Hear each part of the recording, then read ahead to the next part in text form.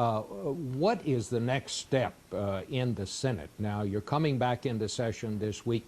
Will Democrats try another approach to constrain the president on the war, or where do you go from here? Well, there's going to be a resolution which we believe will get the support of almost every Democrat and hopefully a few Republicans, because this should not be a partisan issue, which will modify the authorization so that our mission in Iraq is more limited. It will not be combat in the middle of Baghdad.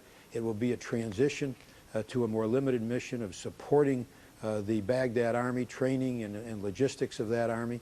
And we will, of course, have a limited presence for a targeted counterterrorism mission, as well as trying to see if we can provide some support for the borders of Iraq. But we feel do you that the think fundamental that has, issue maybe, let me just ask, sure. do you think that has any chance of passage? If we can avoid two things. Number one, reauthorizing the war, which will not pick up a lot of votes.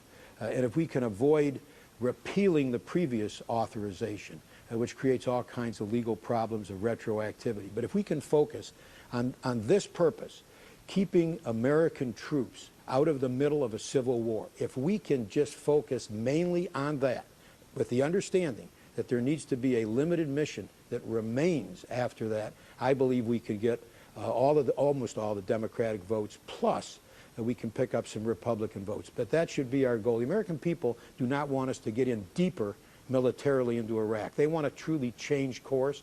We ought to have a vote which gives us that opportunity. It should not, if it's filibustered, then you got a whole different problem. If the Republicans are going to continue to filibuster the effort to simply have a vote as to whether or not we support a surge into Baghdad, more military troops, then we have a real problem, because then the Republicans are stopping us from doing it. With what you're talking about, would that be binding or non-binding? It would be binding, and it should be binding, it seems to me.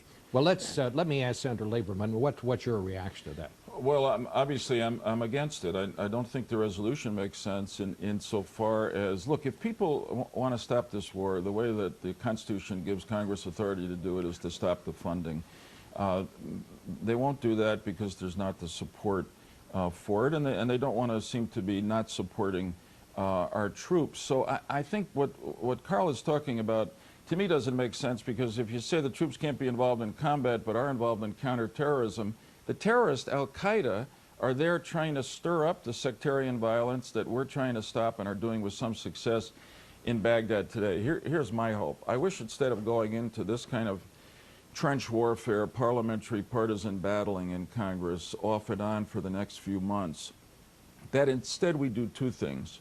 One is concentrate on something all of us agree on, which is fixing the unacceptable immoral gaps in our treatment system for the veterans who have fought in Iraq and Afghanistan. Second, we've got in Iraq now a new plan, additional troops, a new general. The general has said to us, by the summer, he'll have a clear idea of whether this is working or not.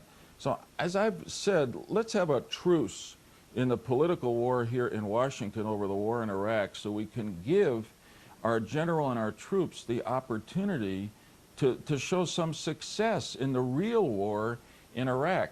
Respectfully, I don't believe any of the things that are being talked about by Carl Levin or Jack Murtha or others in the House have a chance of passage. And if they don't, why waste time?